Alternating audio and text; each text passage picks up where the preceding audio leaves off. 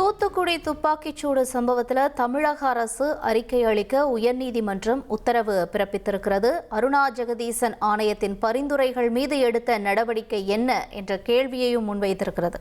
விவரங்களோட செய்தியாளர் மாரிச்சாமி இணைஞ்சிருக்காரு. மாரிச்சாமி, இந்த விசாரணையில என்ன நடந்தது, மேலும் நீதிமன்றத்தினுடைய உத்தரவு தொடர்பான விவரங்களையும் பதிவு செய்யுங்க. தூத்துக்குடி துப்பாக்கி சூடு சம்பவம், ஸ்டெர்லைட் ஆலைக்கு எதிராக நடைபெற்ற போராட்டத்தில் நடைபெற்ற அந்த துப்பாக்கி சூடு சம்பவத்தில் தொடர்பாக நீதிபதி அருணா ஜெகதீசன் ஆணைய பரிந்துரைகள் மீது தமிழ்நாடு அரசு எடுத்த நடவடிக்கைகள் என்ன என்பது குறித்து தமிழ்நாடு அரசு தரப்பில் ஒரு வாரத்தில் அறிக்கை தாக்கல் செய்ய வேண்டும் என உயர்நீதிமன்ற மதுரை அமர்வானது உத்தரவு பிறப்பித்திருக்கிறது. இந்த வழக்கில் 8 ஆண்டுகள் காத்திருக்கிறோம் என மனுதாரரின் வழக்கறிஞர் அவரது வாதத்தை உயர்நீதிமன்ற மதுரை அமர்வு விசாரணையில் வைத்திருக்கிறார். பொறுமை கடலினும் பெரிது என நீதிபதிகள் தங்கள் கருத்தை தெரிவித்திருக்கிறார்கள் விசாரணையின் போது. இது மதுரை பிபிகுளம் பகுதியைச் சேர்ந்த கதிரேசன் உள்ளிட்ட பலர் உயர்நீதிமன்ற மதுரை அமர்வில் மனு தாக்கல் செய்திருந்தார்கள். அந்த மனுவில் என்ன குறிப்பிட்டிருக்கிறார்களா, ஸ்டெர்லைட் காப்பர் நிறுவனத்தை நிரந்தரமாக மூடக்கோரி போராட்டம் நடத்திய மக்கள் மீது சீருடை அணியாத துப்பாக்கி சுடும் வீரர்களை பயன்படுத்தி காவல்துறையின் நிலையான நடைமுறைகளை பின்பற்றாமல் துப்பாக்கி சூடு நடத்தப்பட்டிருக்கிறது. இதற்கு பொறுப்பானவர்கள் மீது குற்றவியல் நடவடிக்கை எடுக்க வேண்டும், குற்றவியல் வழக்கு பதிவு செய்ய உத்தரவிட வேண்டும் என கேட்டிருந்தார்கள்.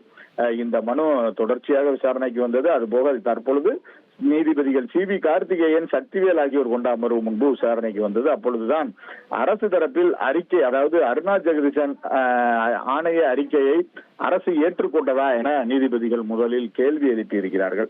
அதுபோக அதற்கு அரசு தரப்பில் பதில் என்ன கூறியிருக்கிறார்கள் என்றால், அறிக்கையின் பரிந்துரைகள் பகுதியளவில் ஏற்றுக்கொள்ளப்பட்டது, மேலும் ஆணையத்தின் அறிக்கை குறித்து அமைச்சரவையில் விவாதிக்கப்பட்டது, சம்பந்தப்பட்ட அதிகாரிகள் மீது துறை ரீதியான நடவடிக்கை எடுப்பது உள்ளிட்ட பரிந்துரைகள் பரிசீலனையில் உள்ளது என தெரிவிக்கப்பட்டது.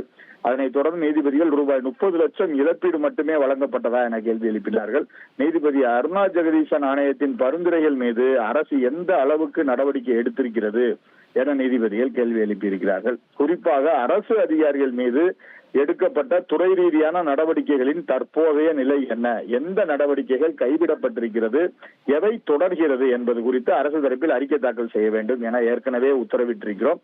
இதனைத் தொடர்ந்து அரசு தரப்பில் அருணா ஜெகதீசன் ஆணையத்தின் பரிந்துரைகள், இழப்பீடு வழங்கிய விவரம், அரசு வேலை வழங்கப்பட்ட விவரம், அரசு அதிகாரிகள் மீது எடுக்கப்பட்ட துறை ரீதியான நடவடிக்கைகள், அதன் நிலை, இது குறித்து எல்லாம் அனைத்து அம்சங்களையும் விளக்கும் வகையில் பிரமாண பத்திரம் தாக்கல் செய்ய ஒரு வார கால அவகாசம் அரசு தரப்பில் கேட்கப்பட்டது. அதை ஏற்றுக்கொண்ட நீதிபதிகள் பிரமாண பத்திரம் தாக்கல் செய்வதற்கான கால அவகாசம் வழங்கி வழக்கை ஆகஸ்ட் 31 ஒத்தி வைத்திருக்கிறார்கள். உங்களுடைய விரிவான தகவல்களுக்கு நன்றி மாரிச்சாமி. இனி செல்லும் இடமெல்லாம் செய்தி. தந்தை டிவியின் வாட்ஸ்அப் சேனலை ஃபாலோ பண்ணினா செல்ல இருக்கும் இடமெல்லாம் செய்தி. இதோ QR கோட், இப்பவே ஸ்கேன் பண்ணுங்க, ஃபாலோ பண்ணுங்க.